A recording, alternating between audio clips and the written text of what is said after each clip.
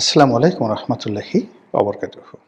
সম্মানিত দর্শক, জামাতের আমিরের সঙ্গে ভারতীয় গোয়েন্দা কর্মকর্তা অথবা কূটনৈতিক কর্মকর্তা অথবা ভারতীয় রাজনৈতিক নেতৃবৃন্দ তাদের একটা গোপন বৈঠক হয়েছে, এইরকম খবর বাংলাদেশে রীতিমতো চাউর হয়ে গেছে। এই খবরের ফলে জামাত, তাদের সহযোগী এবং যারা জামাত ওরিয়েন্টেড যে মতাদর্শ, সেই মতাদর্শের ধারক এবং বাহক, কিংবা জামাত যে সকল ন্যারেটিভ নিয়ে, রাজনীতির যে সকল বক্তব্য নিয়ে তারা টিকে আছে বা ক্ষমতায় যেতে চাচ্ছে, তো এই খবর রীতিমতো তার উপর চপেটাঘাত। আমেরিকার রাজনীতিতে ওয়াটারগেট কেলেঙ্কারি, যেটি রিচার্ড নিক্সনের ক্ষমতাকে চ্যালেঞ্জ জানিয়েছিল এবং সারা পৃথিবীতে তোলপাড় সৃষ্টি করেছিল। আমেরিকার ইতিহাসে সবচেয়ে বড় রাজনৈতিক কেলেঙ্কারি, এমনকি কন্ট্রা অস্ত্র কেলেঙ্কারির চেয়ে জঘন্যতম কেলেঙ্কারি হিসেবে আমেরিকার জাতি এই ওয়াটারগেট কেলেঙ্কারিকে মনে করে। এখন ঘটনা কিন্তু তেমন কিছু নয়, কিন্তু আপনি যখন রাজনীতি করবেন, রাজা হবেন, রাজা কখনো পশুর মতো আচরণ করে না। রাজা কখনো নিষিদ্ধ প্রাণী, নোংরা প্রাণীর মতো আচরণ করে না। শেয়াল, বেজি, সজারু, গন্ডারের মতো রাজা কখনো আচরণ করে না। রাজার আচরণ বাঘের মতো, সিংহের মতো। শিয়াল, কাক এগুলো সব চোর, অন্ধকারের নিশাচর প্রাণী, বাদর, এদের মতো কখনো রাজা আচরণ করতে পারে না। এই যে একটা থিওরি, সেই থিওরিটিকে অপমান করেছিলেন রিচার্ড নিক্সন এবং তার যে ইলেকশন পরিচালনা কমিটি তারা। আপনারা জানেন যে আমেরিকাতে দুটো রাজনৈতিক দল রয়েছে, ডেমোক্র্যাট এবং রিপাবলিকান। রিচার্ড নিক্সন ছিলেন রিপাবলিকান দলের প্রার্থী এবং প্রেসিডেন্ট।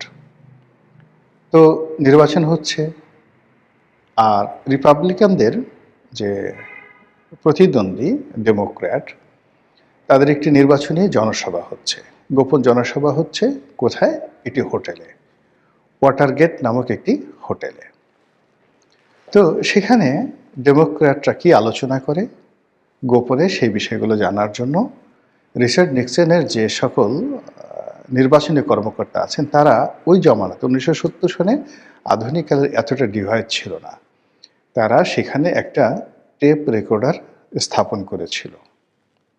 পরবর্তীতে সেই টেপ রেকর্ডারটি ধরা পড়ে এবং তদন্তে বের হয়ে আসে যে এই কাজ রিপাবলিকানরা করেছে, অর্থাৎ প্রেসিডেন্ট নিক্সন করেছে। অমনি সারা আমেরিকার রাজনীতির ইজ্জতের উপর ঘা লাগে। চারিদিকে শুধু সি সি রব পড়ে যায় যে মানুষ এত খারাপ হতে পারে। কারো ব্যক্তিগত, প্রাইভেট, প্রতিপক্ষের গোপন বিষয় জানার জন্য এতটা নীচতা, এতটা খারাপ কাজ কোনো রাজনীতিবিদ করতে পারে, এটা 70-এর দশকের আমেরিকার জনগণ কল্পনাই করতে পারেনি। এবং এটাই হলো ওয়াটারগেট কেলেঙ্কারি। তো সেই দিক থেকে আপনি যদি এই ওয়াটারগেট কেলেঙ্কারির মূল থিমটা ধরেন, সেটা হলো আপনি রাজনীতিবিদ হিসেবে যা বলবেন সেটা ধারণ করবেন, সেটা বিশ্বাস করবেন, সেটা বাস্তবায়ন করবেন। মুখে একটা বলবেন, অন্তরে একটা ধারণ করবেন। এই মুনাফিকই ওয়াটারগেট কেলেঙ্কারির মতো কলঙ্কময়। আপনি দেখাবেন মূলা, ঢুকাবেন কলা, দেখাবেন কচু, খাবেন ঘেঁসু। এই যে জিনিসগুলো, এই জিনিসগুলোই রাজনীতিতে ওয়াটারগেট কেলেঙ্কারির সমপর্যায়ের। বাংলাদেশের জামাত, তাদের দুটো রাজনীতির মূল এজেন্ডা রয়েছে। একটা হলো তারা ভারতের আধিপত্যবাদকে অস্বীকার করে। দ্বিতীয়ত হলো যে তারা ভারতের যে উগ্র হিন্দুত্ববাদী রাজনৈতিক দল বিজেপি, তাদেরকে মনে করে বাংলাদেশের জন্য হুমকি। বর্তমান নরেন্দ্র মোদী সরকারকে তৃতীয়ত তারা ঘৃণা করে, এই কারণে যে বাংলাদেশের ফ্যাসিবাদী হিসেবে তাদের দৃষ্টিতে যে শেখ হাসিনা সরকার ছিল, তারা ক্ষমতাচ্যুত হওয়ার পর নরেন্দ্র মোদী সরকার তাদেরকে সেখানে আশ্রয় দিয়েছে। এরপর জামাত মনে করে যে 1971 সনের যে যুদ্ধটি, এই যুদ্ধটি মূলত ভারত বাংলাদেশের উপর চাপিয়ে দিয়েছে এবং পাকিস্তান বাংলাদেশ মূলত ভাই ভাই, নিজেদের মধ্যে একটি ভাতৃঘাতী সংঘাত হয়েছিল, অভ্যন্তরীণ সংকট। এটা বহিঃশত্রু হিসেবে ভারত এখানে ইন্টারভেন করে, আক্রমণ করে বাংলাদেশে একটা মুক্তিযুদ্ধ তারা চাপিয়ে দিয়েছে। কাজেই তারা 1971 সনে রাষ্ট্রের পক্ষে থেকে দেশপ্রেমের কাজ করেছেন এবং তারা যে যুদ্ধ করেছে ভারতীয় বাহিনীর বিরুদ্ধে, সেক্ষেত্রে ভারত হলো আগ্রাসী বাহিনী আর জামাতের আলবদর, আশামস এবং রাজাকার তারা হলো মুক্তিযোদ্ধা। এটা জামাতের বিশ্বাস। তারা মনে করে যে আগামীতে যদি মর্যাদা নিয়ে দাঁড়াতে হয় রাজনীতিতে, তাহলে ভারতের এই দাদাগিরি, আধিপত্যবাদ এটি রুখে দিতে হবে।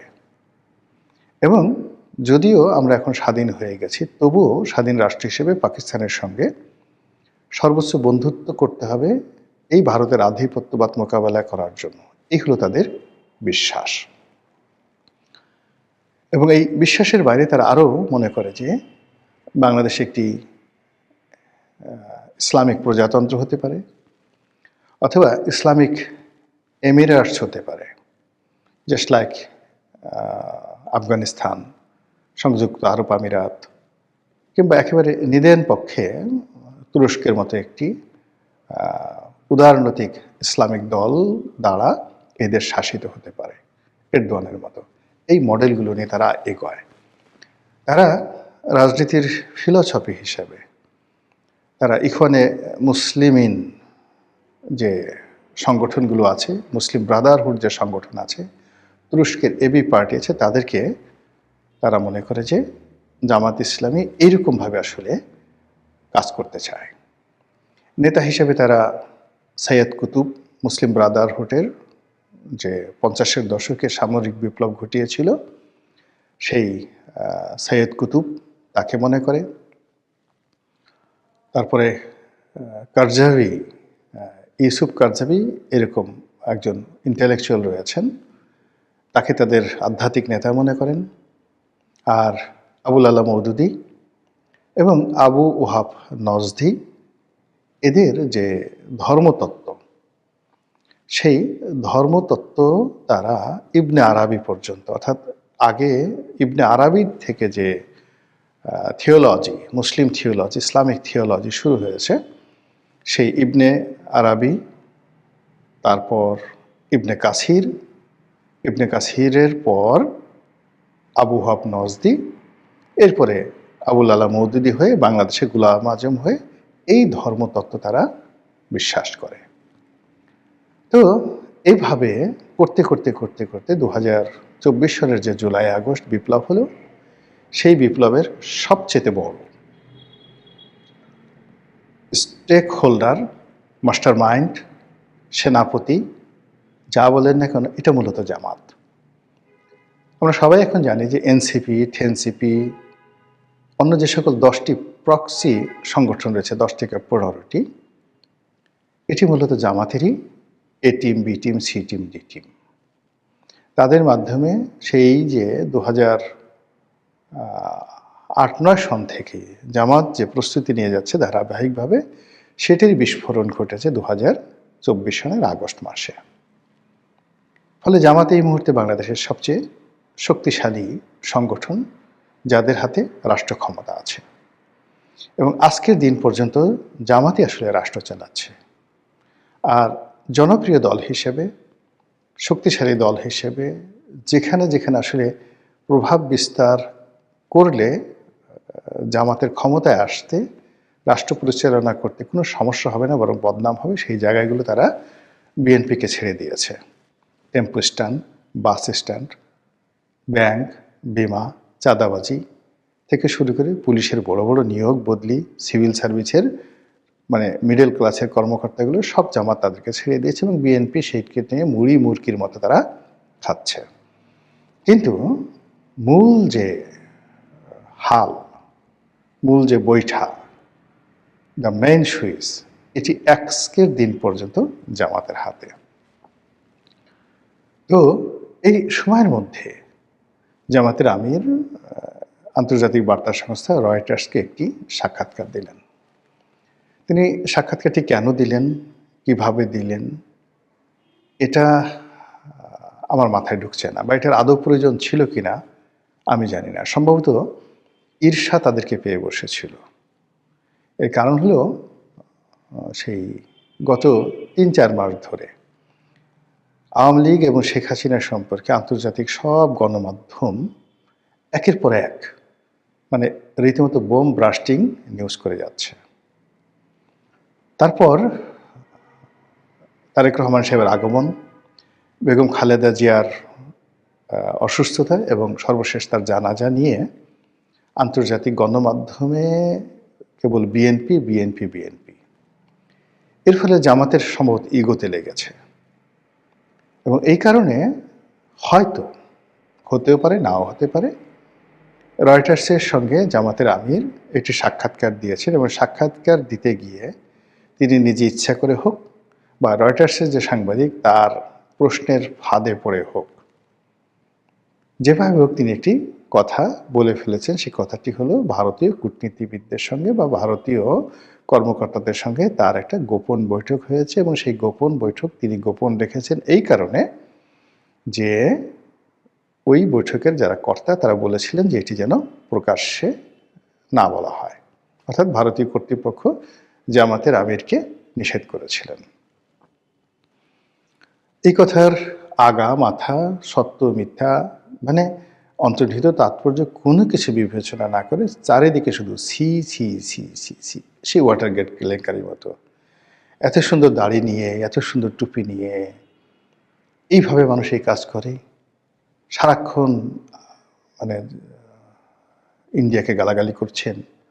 এই মানে আপনাদের যে বি টিম সি টিম দিয়ে 7 সিস্টার আলাদা করছেন, ডি টিম দিয়ে মুজাহিদ বাহিনী গঠন করছেন, দিল্লি দখল করবেন, আর অন্যদিকে ক্ষমতায় যাওয়ার জন্য দিল্লির পাস আসছেন, দিল্লির লোকের সাথে গোপনে বৈঠক করছেন। কেউ বলছে যে তিনি যখন অসুস্থ ছিলেন তখন তার সঙ্গে দেখা করতে এসছে, কেউ বলছে তিনি দেখা করার জন্য লন্ডনে গেছেন, এবং জামাতের যারা লোকজন আছেন, এরকম একটা ছিছি অবস্থা।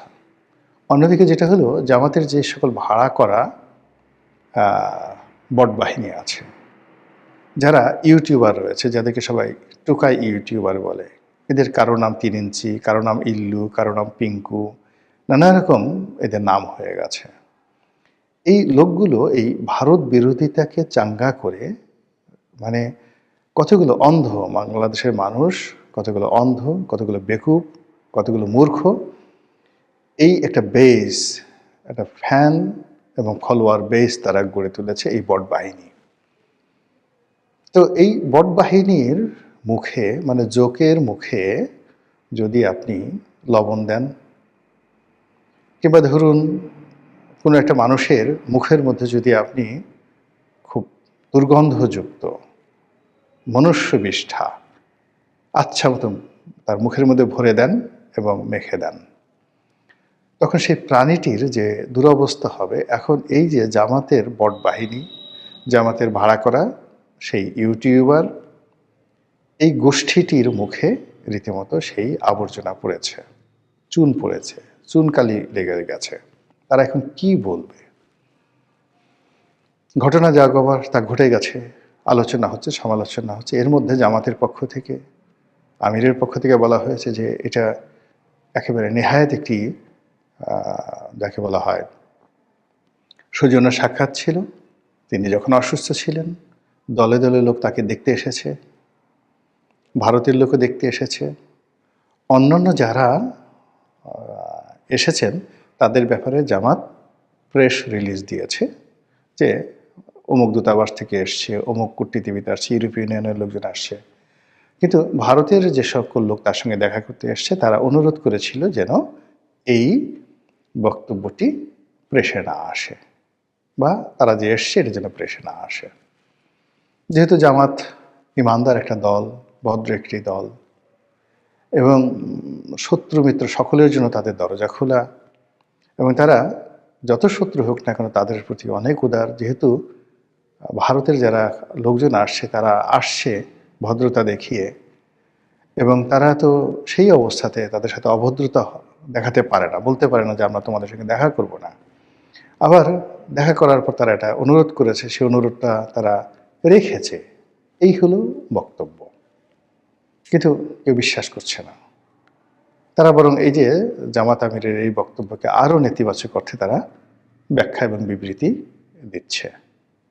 সব মিলিয়ে মানে জামাতের জন্য এই যে এই সময়টি একের পর এক, এই যে হাদির মৃত্যু, বেগম জিয়ার মৃত্যু, তারেক রহমান সাহেবের বাংলাদেশে আসা, এই রয়টার্সের সাথে সাক্ষাৎকার দেওয়া, এরপরে প্রধান বিচারপতির সেই শপথ গ্রহণ উপলক্ষে ডক্টর মোহাম্মদ ইউনূসের বঙ্গভবনে যাওয়া, বঙ্গভবনে যাওয়ার পর সেখানে শাহাবুদ্দিন চুপ্পু সাহেবের যে ভাবসাব, তার মুখের হাসি এবং তার যে হাঁটা চলা, সব মিলিয়ে জামাত গত 17 মাস ধরে যে স্বাচ্ছন্দ্যে চলছিল, যে একটা গন্তব্য তৈরি করে ফেলেছিল এবং যেভাবে একটা সরকার গঠন করার জন্য তারা আশাবাদী হয়ে পড়েছিল, যেভাবে তারা এটি খেলাফত কায়েমের চিন্তা করেছিল, সব মিলিয়ে এই রয়টার্সের সাক্ষাৎকারের মাধ্যমে যে ঝামেলা তৈরি হয়েছে, যে দৈন্যতা প্রকাশ পেয়েছে, যে রাজনৈতিক কেলেঙ্কারি তৈরি হয়ে গেছে,